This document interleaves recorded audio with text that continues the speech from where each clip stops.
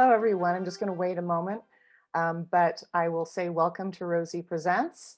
My name is Lisa Foote, and I consider myself very fortunate to have worked for the past few years with Rosie the Riveter Trust, and before that as a volunteer. And what's so important is to me is to share programs and stories that illuminate the diverse stories from the World War II home front. Because May, the month of May, is Asian American, Native Hawaiian, and Pacific Islander Heritage Month, we felt it was really an appropriate moment to show a short film. And that film is called Blossoms and Thorns. And it's a short documentary, about 18 minutes, that exposes the difficult experience of the Richmond community of Japanese Americans during World War II. And of course, it didn't apply just to Bay Area Japanese Americans, it really applied to the whole entire United States. And I just want to say that we're very grateful to the Contra Costa Japanese American Citizens League, who partnered with us in sharing this film. So after the film, we're going to have a discussion with a couple of people who actually lived this experience. So please, at any time, even during the film, place your questions in the chat. So without further ado, I am going to share the film. Enjoy. Give me just a moment.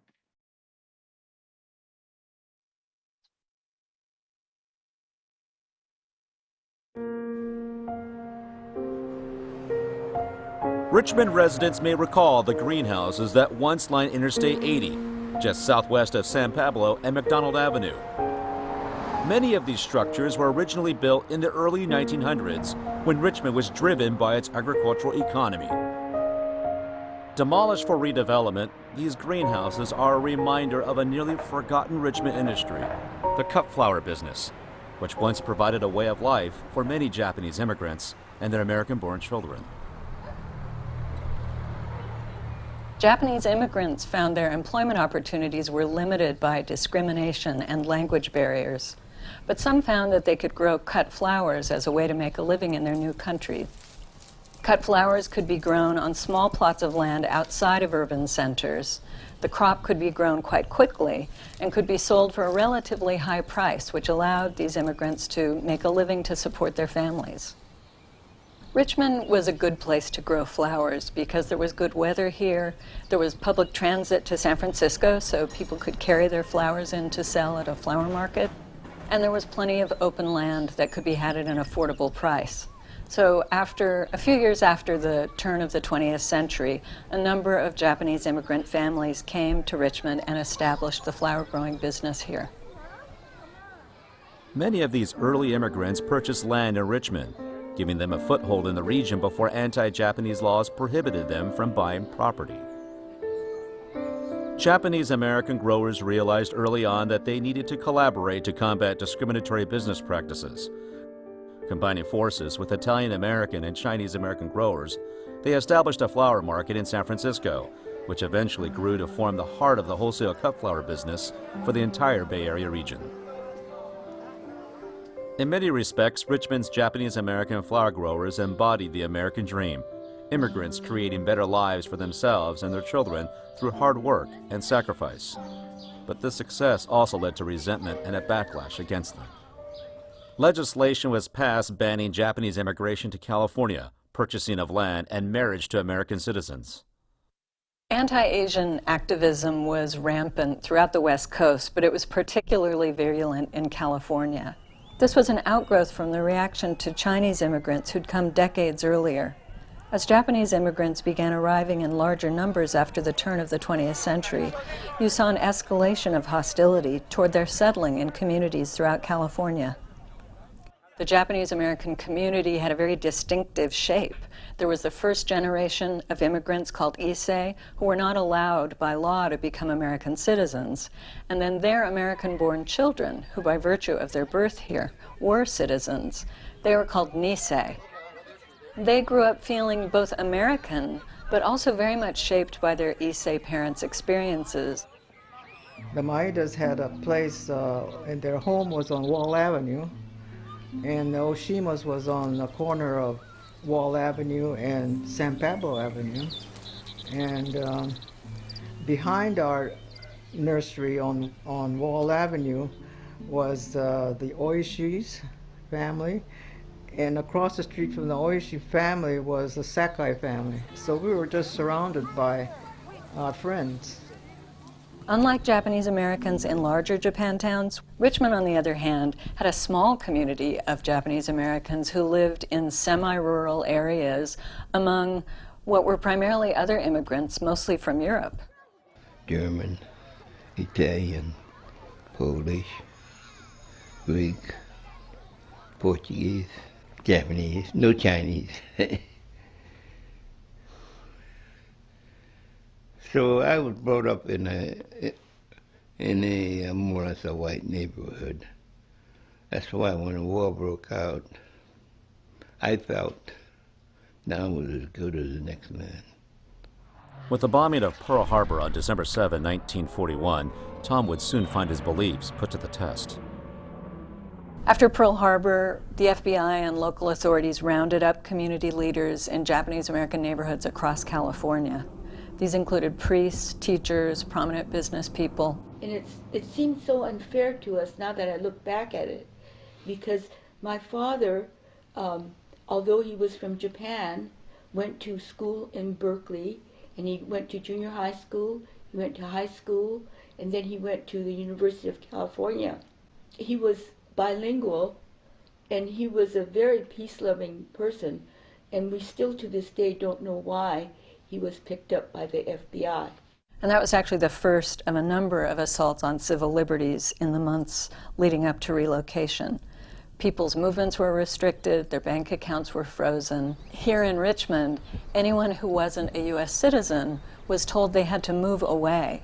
Because of the Kaiser shipyards, Richmond had become a defense-prohibited zone, and all of the Issei parents who were actually prohibited from becoming citizens were told that they needed to move.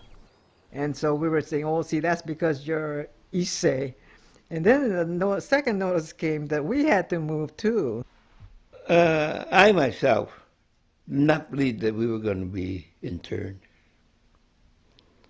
I thought, how could they come and intern an American citizen? At the time that his parents were relocated out of Richmond, Tom himself was working as a welder in the Kaiser shipyards.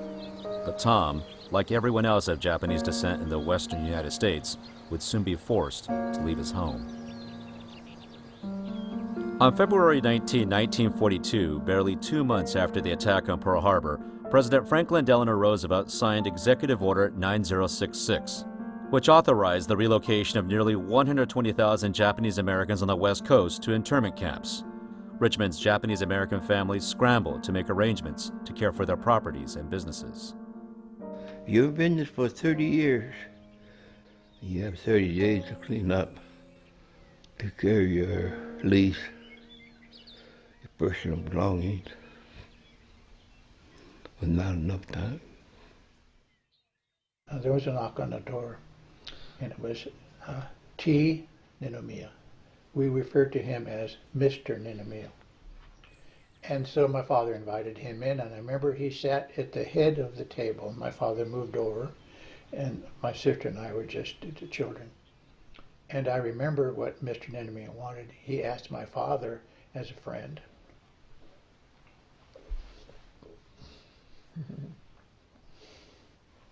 He asked my dad if my dad could watch over his nursery. And our father said, yes, I will do it. The majority of Japanese Americans from Richmond were relocated initially to Tanforan Racetrack in San Bruno before being moved to their ultimate destination, Topaz, Utah. It was a big surprise to me that we had to relocate or go to concentration camp. And they said that you could take only what you could carry. And that was, that was no good. It was hard. The food was bad. Living condition was bad. My room was Joe, my oldest brother, me, Hannah, Lucy, my mother and father. The wall was only up to 8 foot high. The pitch part of the building was not sealed off. It was open. So when your neighbors talk too loud, you could hear everything they say. Topaz is a nothing place. It's just nothing there for miles. And just the barracks, just like the army barracks were there. You had to make your own happiness. We ended up in Granada, which is in Colorado. It's the southeast corner of Colorado, and it's quite desolate. Very, very much a desert, lots of sandstorms, very, very cold in the winter. So we found it a little bit difficult for our family. For more than 2 years, Mrs. Ninomiya had to raise her 5 young children on her own until Mr. Ninomiya was finally transferred from a concentration camp in New Mexico to Grenada. No formal charges had been filed against him. I think it was very trying for especially my mother, my parents, both my mother and father. My mother constantly worried about my father, and I'm sure my father constantly worried about his family. He was gone for so long that when we finally saw him, we did not really know who he was. We didn't know how to communicate with him. So that was strange too. And it kind of bothered my mother because we didn't really trust this guy that came to join us and, you know, join our family. But we did work things out. It took a little time, but we did work things out. It was not a relocation center. When you have guards, live ammunition pointed at you, that's no relocation center. They thought we were very dangerous. Despite their wrongful incarceration, many Nisei fought for the right to join the American military.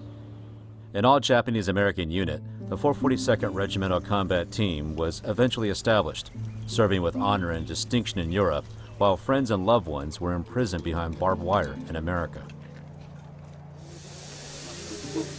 In 1945, 3 years after they were evacuated, the first wave of internees began returning to Richmond. We did have our home to come to. We had our nursery to come to. And in that manner, we were very, very fortunate because it was in perfect condition because the Abies had taken care of our place. Nearly all of Richmond's Japanese-American flower growers returned post-internment, but most were not as fortunate as the Ninomiya family. We had some Caucasian family or couple or something take care of our place, but they did a terrible job. They took all of the plants, the rose bushes that we had. We were rose growers. My father was a rose grower. And they took all the plants out of the greenhouses. We had 11 greenhouses. Broken glass was on the beds where we had to plant the next crop, you know. My brother and my two brothers, well, one brother and my father had to clean all of the little tiny glass with chopsticks. For the Japanese Americans who were able to come back to Richmond after World War II internment, they found that the community had changed dramatically. What had been a small town of about 23,000 was now over 100,000. And the empty acres of open land that surrounded many of these nurseries was now filled with blocks and blocks of defense housing, apartments built for the shipyard workers. Most California Japantowns were not rebuilt after World War II. People had lost their property, their businesses, and the federal government actively discouraged what was known as recongregation. Richmond was unusual in its high percentage of Japanese Americans who were able to return and rebuild their lives and community. But they were all changed by their forced dislocation at the hands of their own government. I think I was more bitter. Well, I think just like age group, the amount of education you have has a lot to do with where you were educated. If I was brought up in San Francisco, You know, they were all restricted to certain blocks. If you die, your cemetery will have a Japanese cemetery. You go to church, you go to a Buddhist or Christian church. So the Japanese, more or less, had to stay together. But here in Richmond, I felt, being the son of an immigrant, being in business, I felt I was as good as the next white man. So when the war broke out, it's a different feeling altogether. Why did they do it to the Americans? We're citizens. We all thought that, but what can you do? It's done. You sort of don't trust the government anymore, and it was a mixed feeling. Richmond's pioneering Japanese American growers continued to set the national standard for quality cut flowers for decades upon their return, until competition from foreign growers pushed them out of the industry once and for all. In many ways, the history of Japanese American immigrants parallels that of other immigrant groups to the United States. They arrived, they settled, they built businesses and cultural institutions, and they raised families. But there are other aspects of Japanese American history that are very distinct. Japanese immigrants were targeted by legislation in California and by the federal government that restricted their opportunities, that curtailed their ability to become citizens and even to come and settle by 1924. And of course, World War II internment affected immigrants from Japan in a way that it affected no other community in the United States.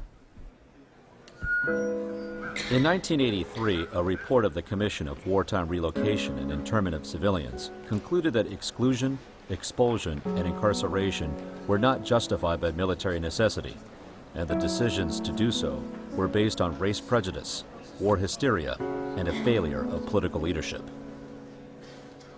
The Civil Liberties Act of 1988, signed by President Reagan and passed by Congress, provided for a presidential apology and appropriated $1.25 billion for reparations to internees and others of Japanese ancestry who lost liberty or property because of discriminatory wartime actions by the government.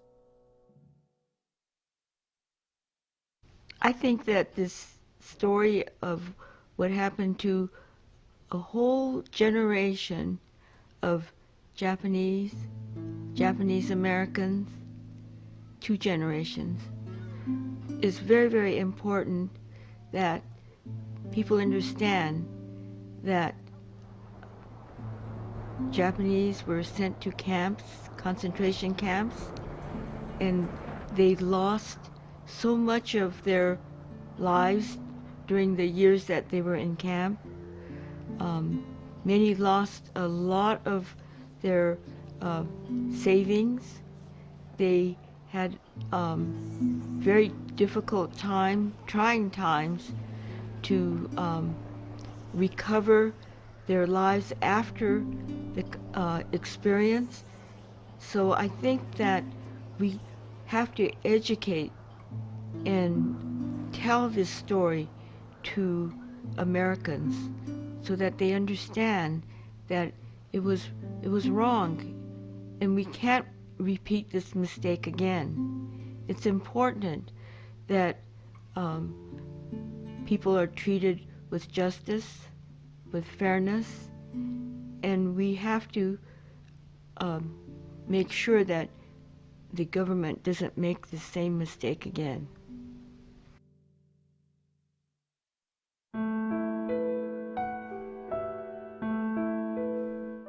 I hope that you all learned something from this film, and I do want to say that this film is actually shown in regular rotation at Rosie the Riveter World War II Homefront National Historical Park in Richmond. So if you thought that this was useful, educational, helpful, inspiring, I invite you to please join your friends and bring them to our national park here in Richmond, California. And speaking of our national park, I would like to introduce one of my favorite rangers, but she's no longer at the park, but we just love her so much, and that is Karen Fong, who's going to introduce our guests.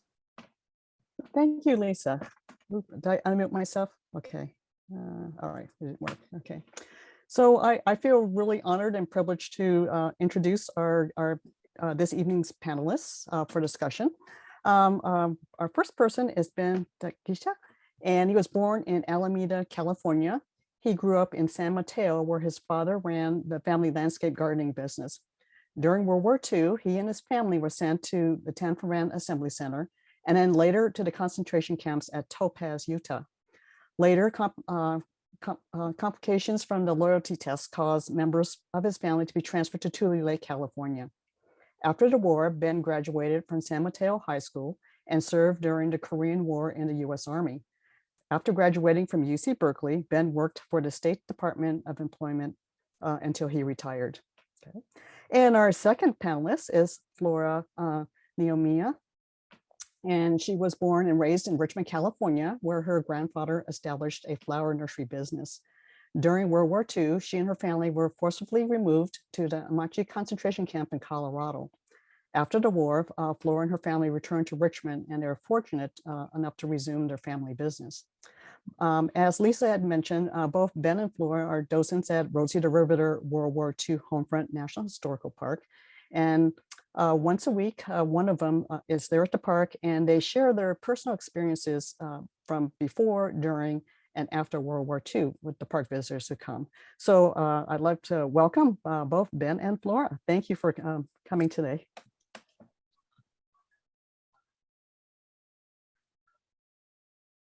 Thanks so much, Karen.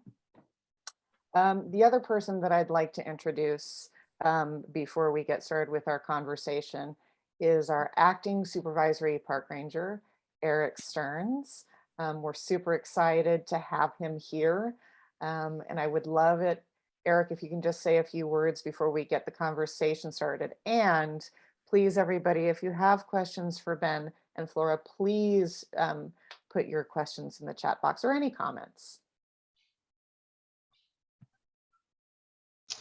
Great. Well, welcome. I'm glad I could join you all this evening. And it's always an honor to listen to Flora and Ben talk about their experience. And so we're happy to have them and happy you guys are able to join us this evening. And so, yeah, I've got the honor right now of being the acting lead supervisor for Rosie the Riveter. And as Karen was saying, you have great opportunities to come over here and learn and actually hear their whole story. So on Fridays at 2 o'clock.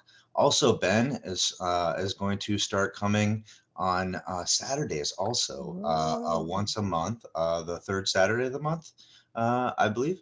And so I saw your email earlier, Flora, and I will get back to you soon, but I'm excited to hear that. We had talked about some other opportunities we have in the future to highlight the two guests that you have this evening. And so it's great. So you have many great opportunities to learn about them, and then also some future things that we'll do with these folks and the whole program. So I'm excited. So I would like to start the conversation first with Flora. I know the AB family took care of your family's nursery, as we saw in the film. And I'm just curious what kind of relationship your family had with the family beforehand, and if it shifted at all afterwards.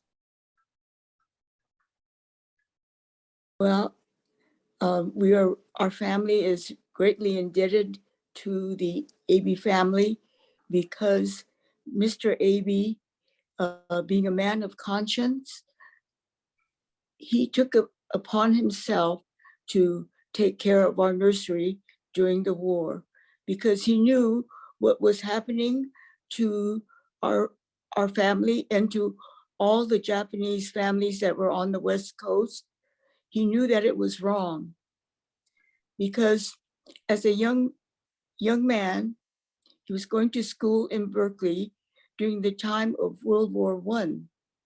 And his family was of Swiss origin. And so they spoke Swiss. And one day he came home and said to his mother, "We have to stop speaking. We have to speak in English." And so at a very young age, Mr. Aby knew what it meant to be outside of the American society. And so when it came time for him, when he was asked to take care of our nursery, he willingly did this for us. Wonderful. Ben, I know that you have shared, I've watched your presentation, that your family was first sent to Tanforan, sorry, get my words mixed up. And when you arrived there, I'm curious, did you think that that was the last location you'd be, or did you have any idea that you'd be moving? We really had no idea what was going to be happening to us. They didn't tell us. And even in Tanforan, we had no idea how long we were going to be there. All throughout the war, or whether we're going to be able to come back go back to our hometown. We had no idea. We were kept in the dark. We didn't even know how much food we were going to have. So my mother was very thoughtful about and thinking ahead, and she didn't want to. We could only take what we can carry, and so she didn't want to leave the bags of sugar that were at home, because the sugar was expensive, because it was made primarily in Hawaii, and Hawaii was bombed and all that. So it was very precious.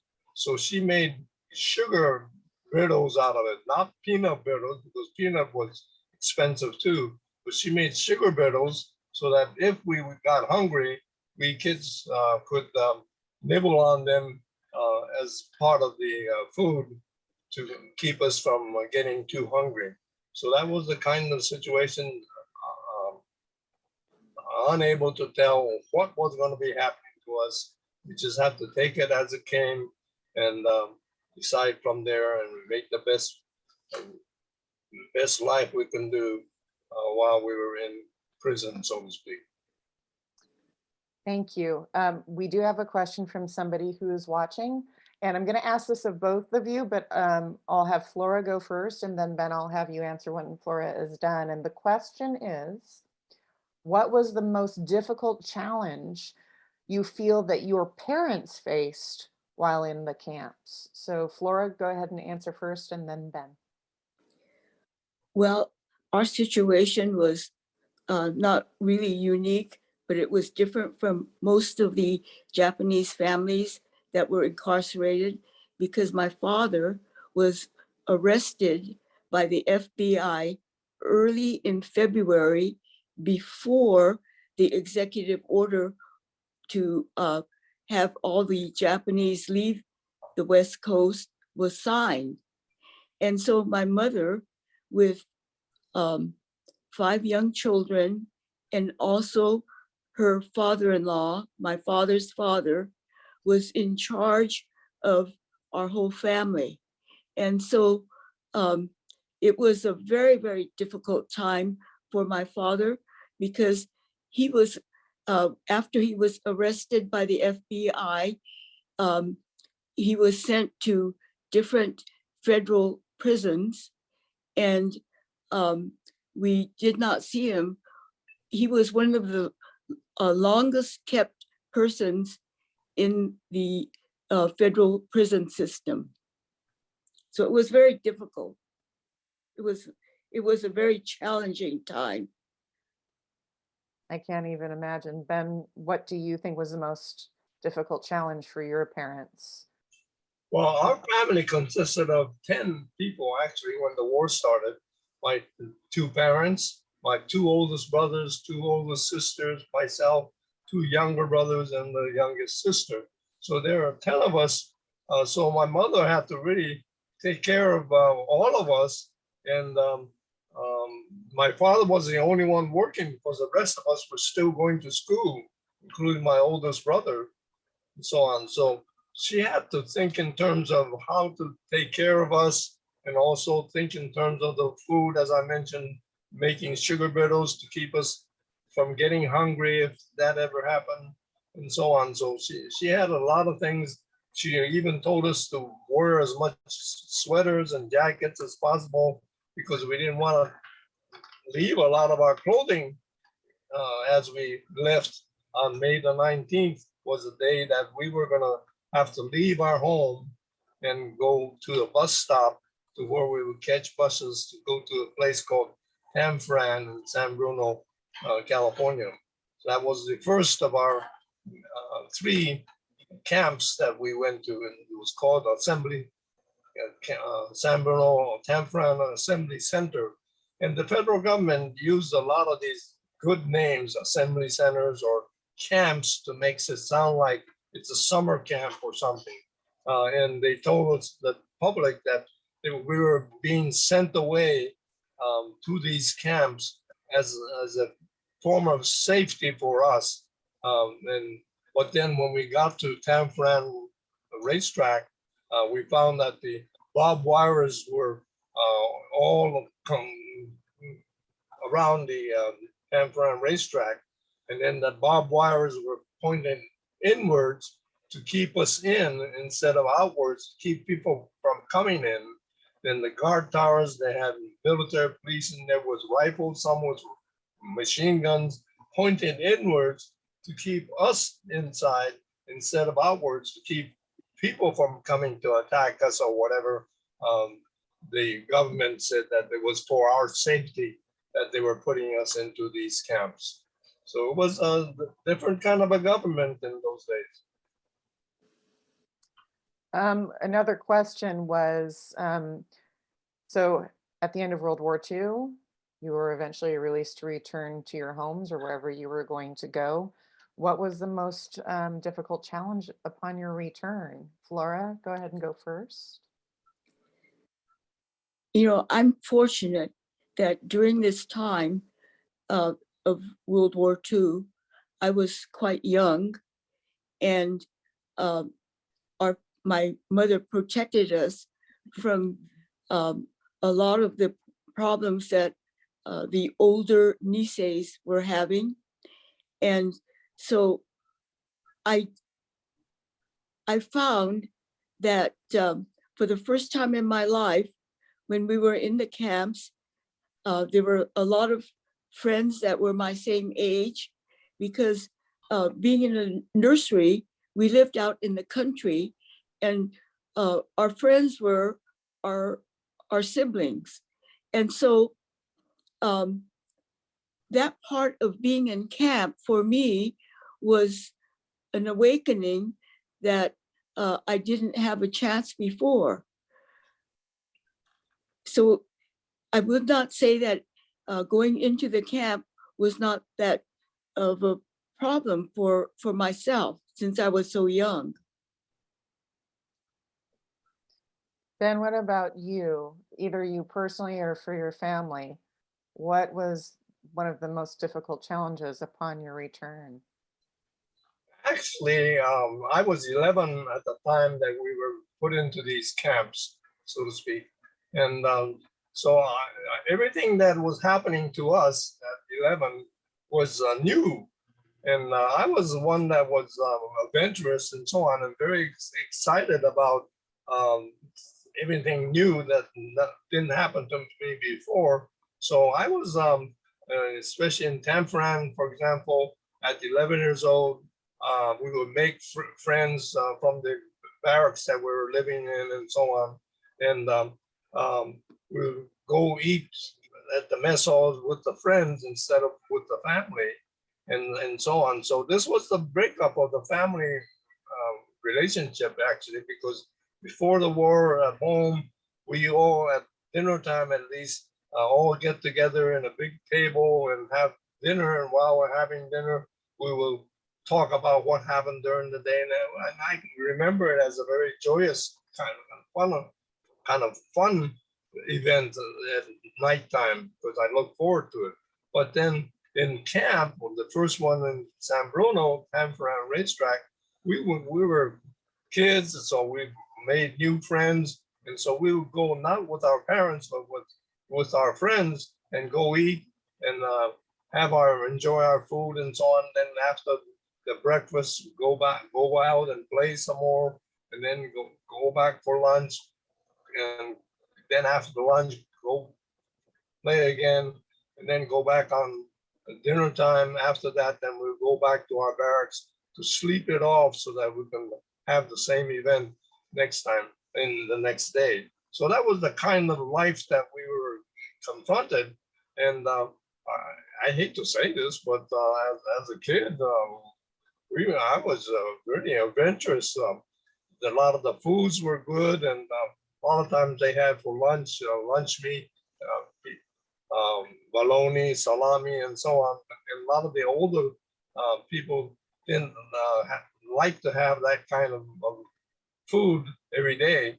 So, but then I would notice that. So I would just go around and say, if you don't want that, can you give me some of that? And so I would gather a lot of the bologna and salamis that they didn't want. And I had a good meal out of it. And in fact, to this day, I still like salamis, the taste of salamis and bolognas and so on, because it was good food. And I really took advantage of whatever I could do. And I was, I guess I was a rascal in a way, because I did a lot of these things on my own without people telling me what to do. Thank you.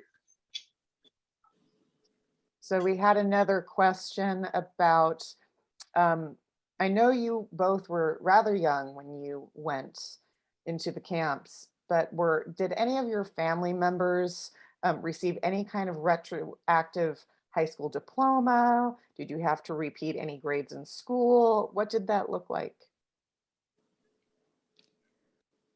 When I came back to live in Richmond, I entered the 5th grade, and actually the school was quite easy in Richmond, because the schools in Richmond were so overcrowded that the students went on a double session. You either went to school in the morning or you went to school in the afternoon. And so when I entered the 5th grade, school was easy. We were, I would say, ahead of the students on the same grade level.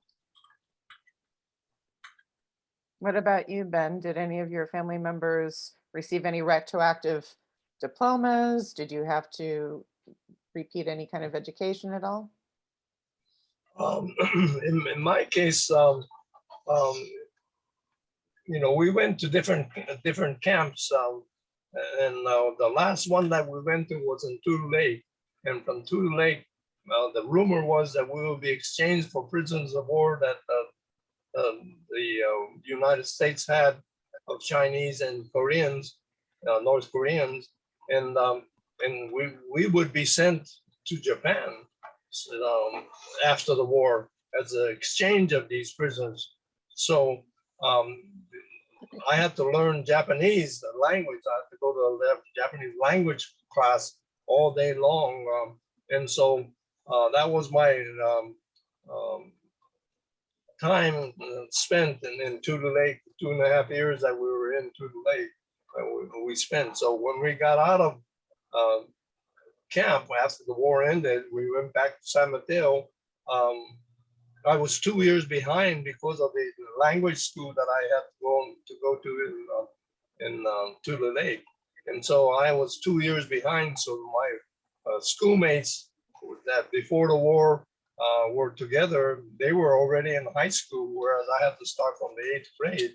And during my 8th grade period, because the living quarters that we were in was temporarily in my aunt and uncle's home, while we tried to find the place, and my father was the only one that was working. The rest of us were still going to school.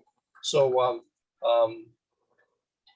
he had to take care of doing landscape gardening, whereas we had to just do what we can. So I ended up being what they call schoolboy work, which is living in a rich family's home and wash the dishes, wash the pans, and help cook and so on, that kind of thing. And after the war ended, it was 1950 when I graduated from high school. So right then the Korean War started. So I decided that I'm going to enlist in the U.S. Army, because all those people who were sent to Tule were determined to be disloyal by the federal government, and I didn't want that name to be stuck in my life loop. So I volunteered for the U.S. Army for 3-year term to make sure that I will not be labeled as disloyal to the United States. So that was my life right after we went back after the war ended to take care of myself. So Ben, you would say that after the war, your family was never reunited. Never what? Reunited. You never lived together, your family. Well, not after the war ended, we were staying together. My oldest brother, he went back to Japan because he wanted to take care of the devastation, and he was bilingual, and he wanted to help them while he can. So he went, and my second oldest brother, he was a scholar and he wanted to study, so he went on to UCLA in Los Angeles, and on also to Kansas City to Park College in Kansas, and also ended up in Ann Arbor, Michigan, at the Michigan University, where he eventually became a professor of sociology, and that's where he retired and passed away several years ago in Ann Arbor, Michigan. So yes, from that standpoint, my siblings, my brothers and so on were separated. My 2 brothers were separated, but our families did stay together, except that we had to live in, as I said, because of the crowded condition. When we first arrived, when we returned to San Mateo, it was a crowded condition, so I spent my 4 years as a schoolboy living in a rich family's home.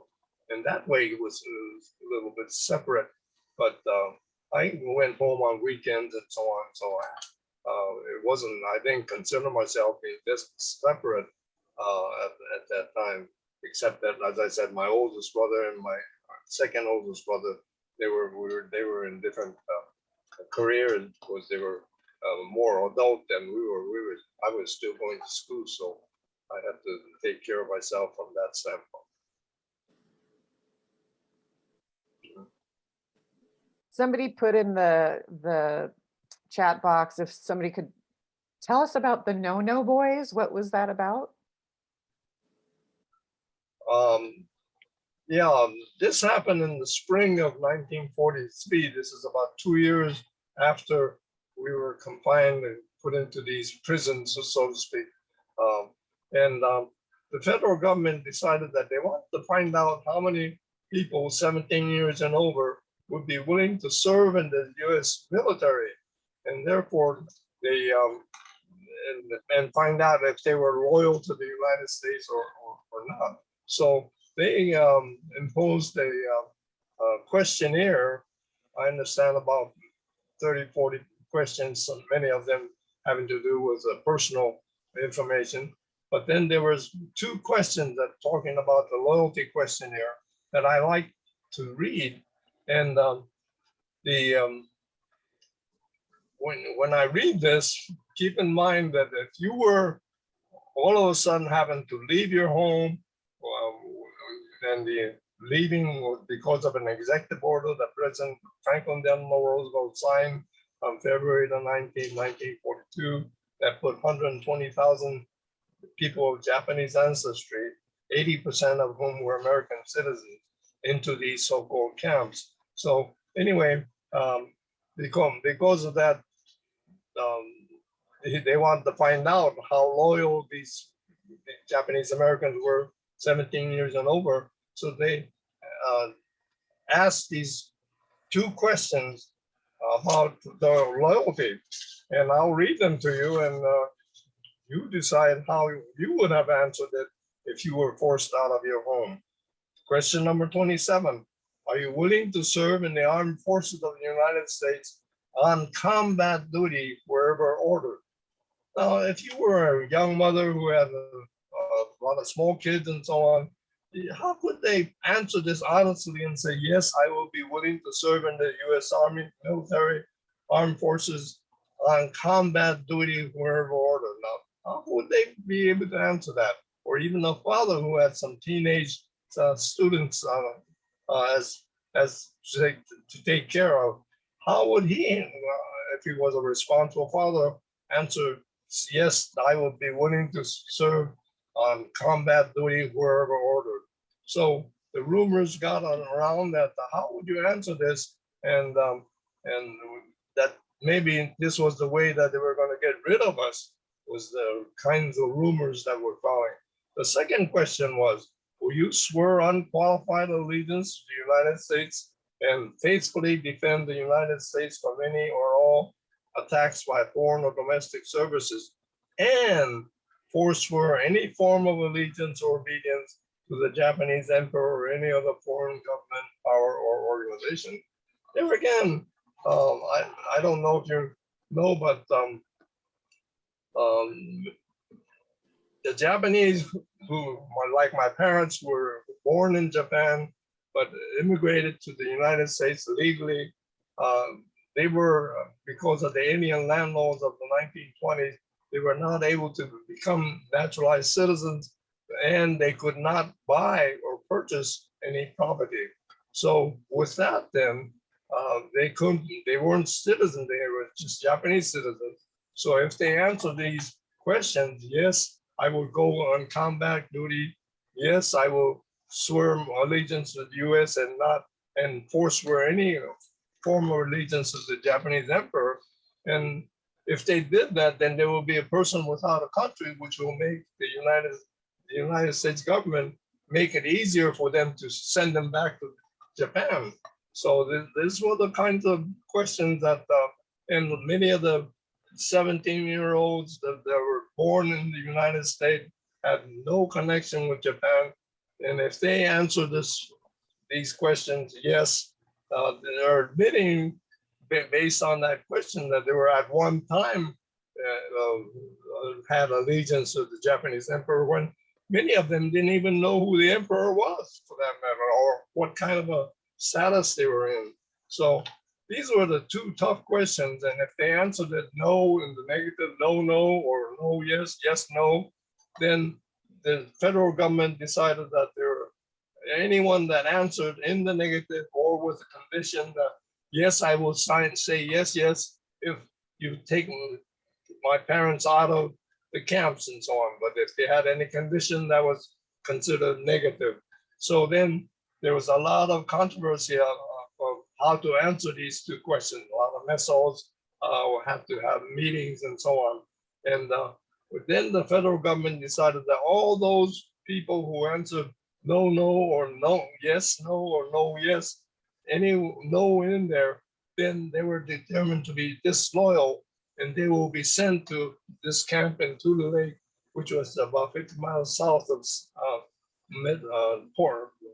Clemens Falls, Oregon, and put them in there. And then the people in Tule Lake who answered it yes, then they will be moved to the other 9 camps in either California or Mexico or Arizona, Utah, Bismarck, and so on in the Midwestern states.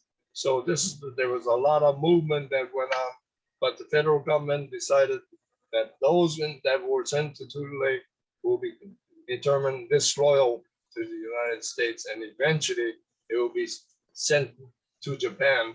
And that's why I had to go to Japanese language school, so that we kids could learn to become a little more fluent, so that when we were sent back to Japan, that it would be we would be able to survive in that country, because many of us kids didn't know Japanese fluently enough to be able to cope with real life in Japan.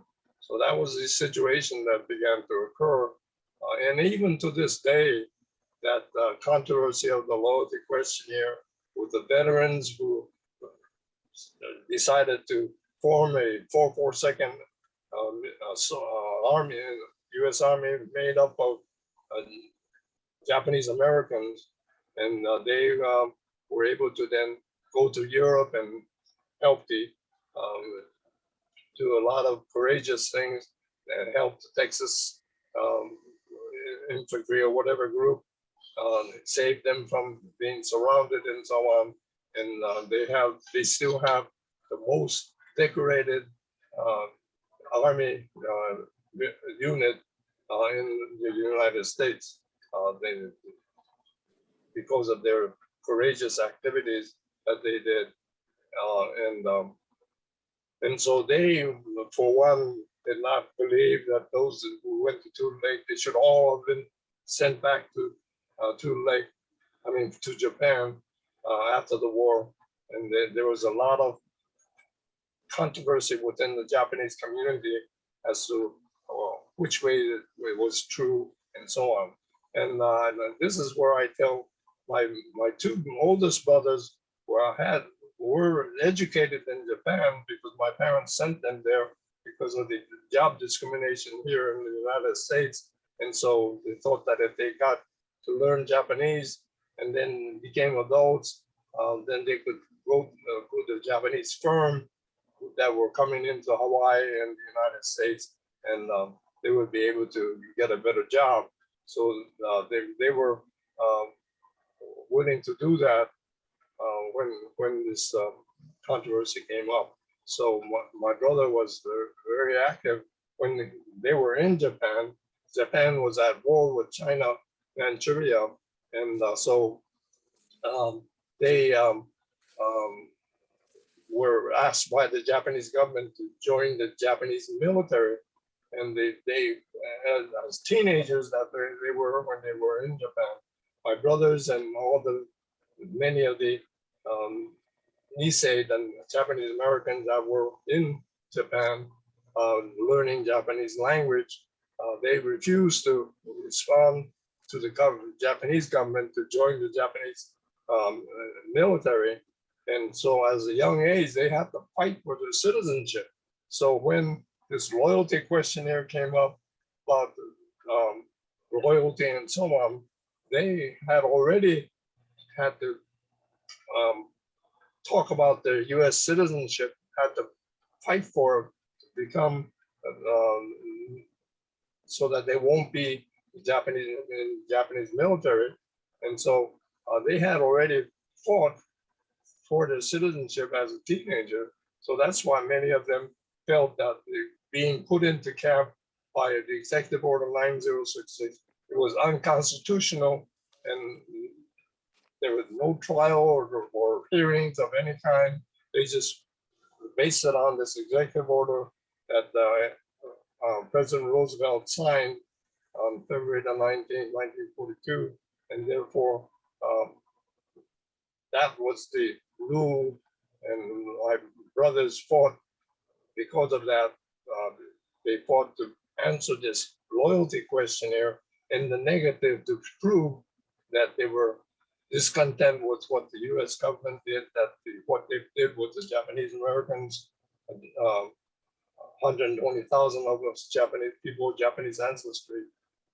They were to protest that loyalty questionnaire. So that was the part of the difference between why people answered yes, yes, no, no, and so on. So even to this day, as I said, there's a lot of relatives, brothers and sisters and friends and so on that fought which way to answer those questions, and created a lot of problems, even as I said, to this day. Thank you. I appreciate you sharing that. I have one little technical thing that I can ask. Your camera seemed to have moved to the top. Is there a way we can lower it just a little bit so we can see you better, Ben? Oh, yeah. Just a little bit. My This is camera- such important information. So there's a lot of questions, and we probably won't be able to get to all of them this evening, but Um, somebody asked if you or your family experienced any kind of discrimination once you returned to your homes after being released, and how you handled those situations. When our family came back to Richmond, we were really, truly welcomed. And when I started school in the fall of 1945, the principal of the school that we had gone to had been my kindergarten teacher, and we were really welcomed. And our neighbors in our area were mostly of European farmers, Italians, Portuguese, and they welcomed us back. And the kids, we would all ride the school bus to school. And so I truly felt welcome back to Richmond. Richmond was a good place for Japanese.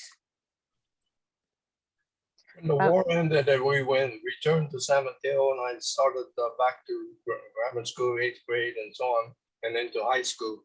I felt no discrimination in San Mateo area. So we were fortunate as well. In fact, my 8th grade teacher was the principal of that grammar school, and she welcomed me and had me speak in front of the class as to where I went and so on. So they even gave me the privilege of telling them where I went, where I came from the camps and so on.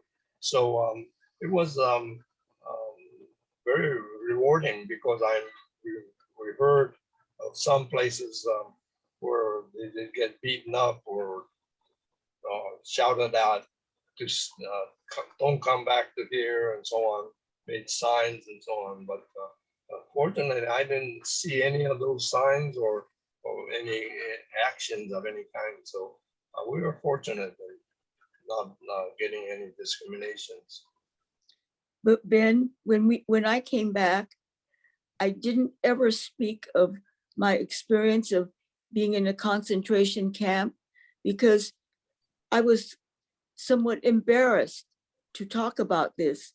So I never talked to my friends about being in camp.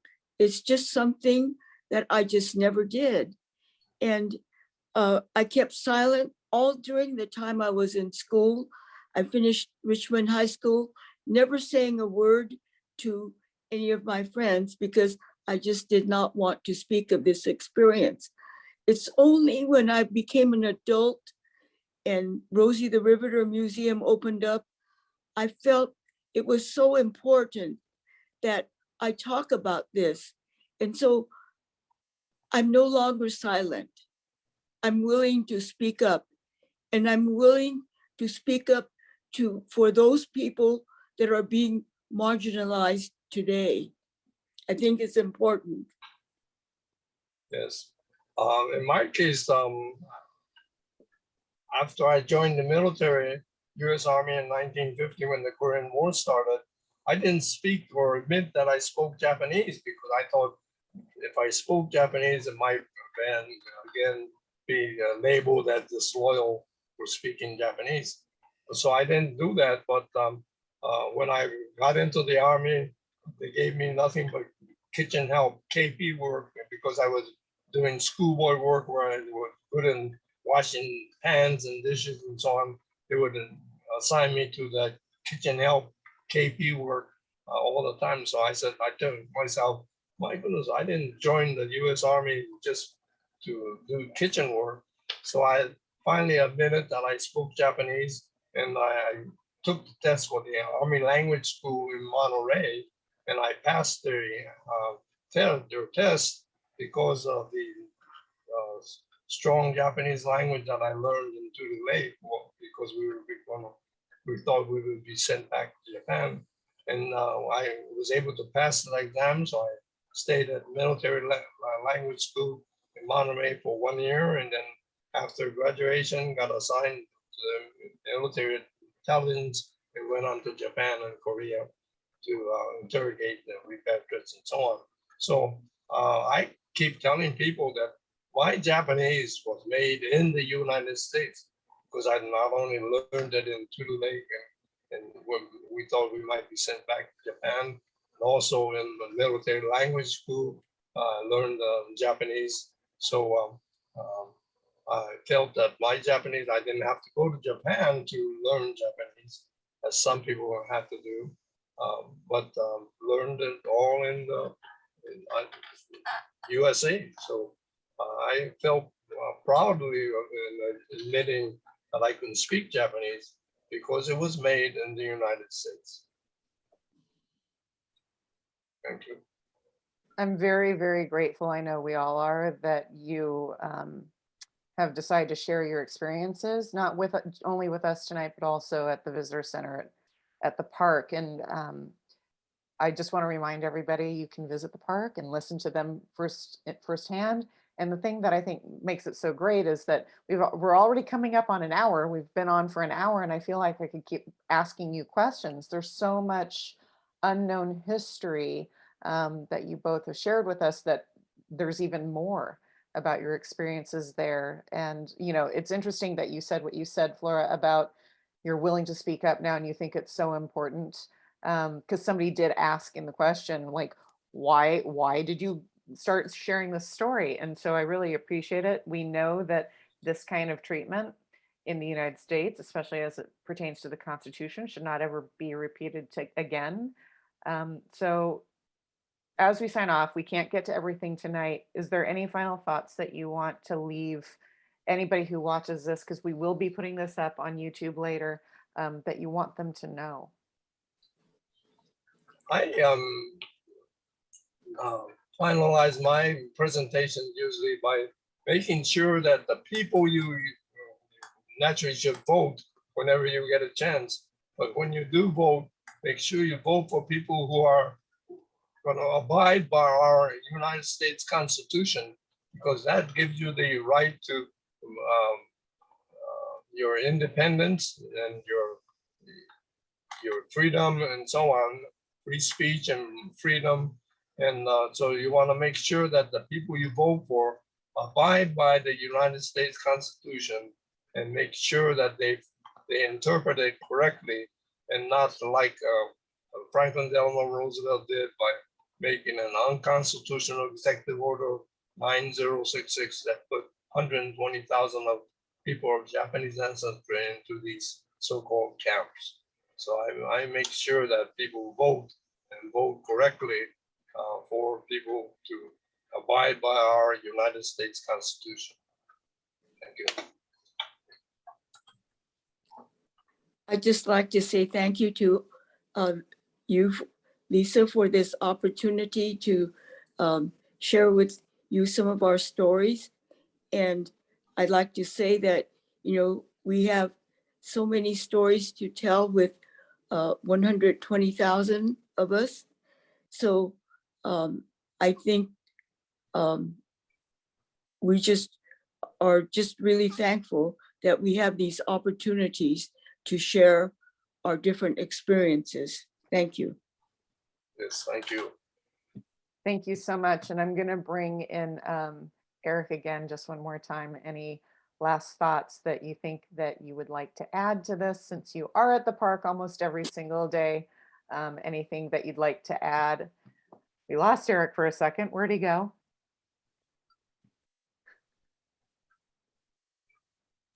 Oh, we lost him. I don't know. Oh, here, I'm back. I don't know what happened. It turned off altogether and then came back on. So, well, great. Well, I just want to thank both of you for coming and sharing your stories. And I thought that was a great presentation, as far as it's fun to have opportunities where people can ask you questions, and sometimes maybe have you think of things in different ways, or people think of questions maybe you haven't answered before. So that's great also. And then, yeah, please, we also look forward to more opportunities to share these stories, and please continue to share the stories with us. Thank you. Thank you for having us. Thank you. So I'd just like to say thank you to everybody for joining us. And please go to our website, rosietheriveter.org, visit our park. And next month, we will also be having another Rosie Presents on June 30th with former supervisory park ranger Elizabeth Tucker. So I hope you will join us then. So thank you, everybody. Have a great evening and come visit the park. Thank you very much. Thank you. Bye. Thank you.